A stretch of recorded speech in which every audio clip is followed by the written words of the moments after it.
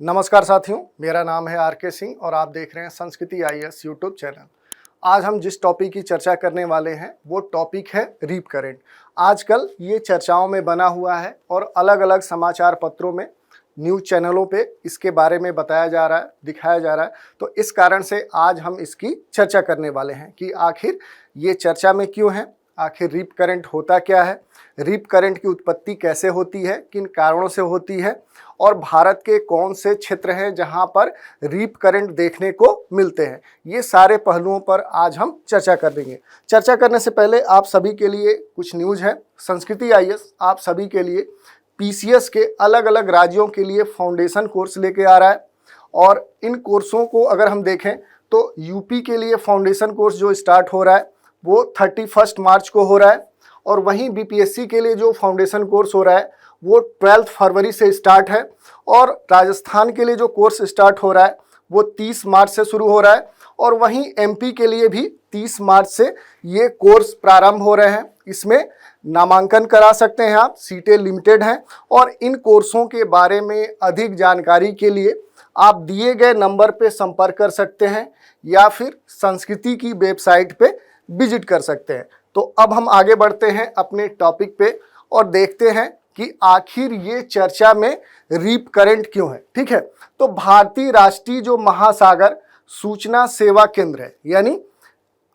INCOIS, जिसको हम Indian national centre for ocean information services बोलते हैं, जिसका मुख्यालय हमारे देश के हैदराबाद में है, इसके द्वारा और भारतीय अंतरिक्ष अनुसंधान संगठन जो इसरो है, इन दोनों ने मिलकर एक प्रोजेक्ट शुरू किया है और वो किसके लिए है कि जो रीप करंट होती है इसी की निरंतर निगरानी और परिचालन के पूर्वानुमान अलर्ट के लिए इन्होंने मिलकर प्रोजेक्ट शुरू किया है ताकि इसके द्वारा जो घटनाएं घटित होती हैं उन पर रोक लगाई जा सके और लोगों को बचाया जा सके। और इसी कारण से ये रीप करंट आजकल चर्चा में बना हुआ है। जैसे अगर हम देखें तो द हिंदू समाचार पत्र में इसी के संदर्भ में न्यूज प्रकाशित हुई थी।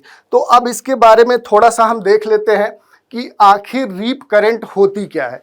तो सामान्य तौर पे अगर हम देखें तो जो रीप करंट है ये समुद्र से या जो सागरी तट होता है वहां से खुले महासागर में या फिर कह सकते हैं कि जो बड़ी झीलें हैं उनके तट से जो अंदर के तरफ खुला जलीय क्षेत्र है उस तरफ ये प्रवाहित होने वाली एक शक्तिशाली संकीर्ण प्रवाह है। यानी कह सकते हैं कि ये बड़ी जलधारा नहीं होती है बल्कि क्या होती है, एक नैरो स्ट्रीम होती है जो क्या होती है कि तटीय क्षेत्र से खुले जलीय क्षेत्र की ओर प्रवाहित होती है। दूसरी अगर हम बात करें तो यह जो धारा होती है इसके दोनों तरफ जो बहने वाली धाराएं होती हैं उनकी अपेक्षा या उनकी तुलना में इसका जो वेग होता है वो काफी अधिक होता है। जैसे अगर हम चित्र में देखें तो ये क्या है कि ये दोनों तरफ धाराएं बह रही हैं और इनके बीच में ये तट से क्या है कि खुले सागर की ओर जो एक पावरफुल नैरो स्ट्रीम है जिसको हम रीप करंट बोलते हैं वो प्रवाहित हो रही है। तो इसका जो वेग होता है इसके दोनों तरफ जो करंट है उनकी तुलना में इसका वेग काफी अधिक होता है। तो ये महत्वपूर्ण बात है। दूसरी अगर हम बात करें तो ये जो करंट है इसके बारे में ये कहा गया है कि जो तटीय क्षेत्र है वहां पर ये एक कोस्टल हैजार्ड है या कह सकते हैं कि प्राकृतिक खतरा है और इसी कारण से क्या है कि ये प्रोजेक्ट शुरू किया गया है। अब हम थोड़ा सा देख लेते हैं कि आखिर जो ये रीप करंट है या जो रीप धाराएं हैं ये उत्पन्न कैसे होती है। तो देखिए इनके उत्पन्न होने के पीछे कुछ प्रमुख कारण हैं।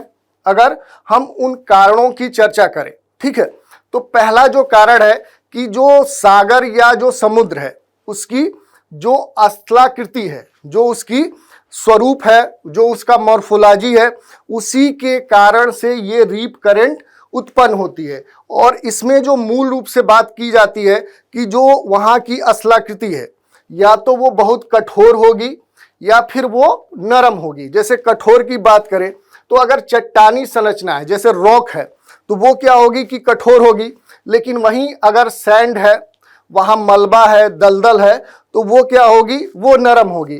तो ये प्रमुख कारण है। इसी में क्या है कि जो सागरी तट की स्थलाकृति है उसमें पानी के जो बाहर का क्षेत्र है, यानी जो सागरी जल है उसके बाहर का जो क्षेत्र है, जैसे अगर हम टीलों की बात करें, जो दलदल है उनकी बात करें, और इसी के साथ जो सागरी तट है वहाँ की जो स्थलाकृति है उसमें पानी के भीतर का जो क्षेत्र है, जलीय क्षेत्र है, वहाँ पे जैसे रेत की बड़ी बड़ी चट्टानें मिलती हैं, घाट मिलते हैं, या फिर कह सकते हैं कि जो पानी के नीचे विभिन्न प्रकार के डिस्टरबेंस है, जो बाधाएं हैं, जैसे रेत की जो पट्टियाँ होती हैं, जो घाट बने होते हैं और जो चट्टानी हिस्से होते हैं, उनके बीच जो खाइयाँ होती हैं, उनके कारण भी ये स्टीम उत्पन्न होती है।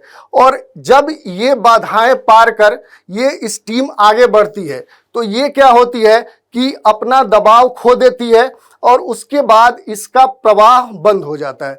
तो इस तरह से क्या है कि हमने देख लिया कि रीप करंट होती क्या है और ये किन कारणों से उत्पन्न होती है। अब हम देख लेते हैं कि आखिर भारत के कौन से क्षेत्र हैं जो रीप करंट के प्रभाव वहां देखने को मिलते हैं। तो देखिए, भारत के जितने भी तटीय राज्य हैं वहां पर रीप करंट देखने को मिलती है, और सामान्य तौर पे भारत के ऐसे 9 राज्य हैं जहां पर ये रीप करंट देखने को मिलती है।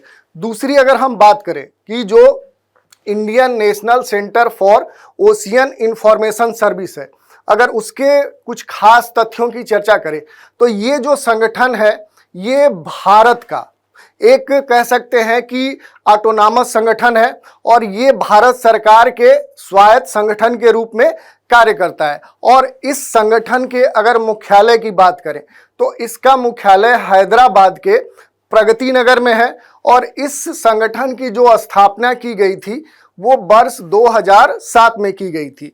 और ये जो स्थापना हुई थी वो देश के जो पृथ्वी विज्ञान मंत्रालय है उसी के तहत एक ऑटोनॉमस ऑर्गेनाइजेशन के रूप में की गई थी, यानी कि एक स्वायत्त निकाय के रूप में की गई थी। और यह जो संगठन है ये पृथ्वी प्रणाली जो विज्ञान संगठन है, यानी कि जो ESSO है, इसी की इकाई के रूप में कार्य करता है। और अपने देश में अगर रीप करंट से होने वाली घटनाओं की चर्चा करें तो उसमें जो चेन्नई है वहां पर रीप करंट से सबसे अधिक घटनाएं घटित होती हैं, और वहां लोगों की मृत्यु रीप करंट से अपने देश में सबसे अधिक होती है।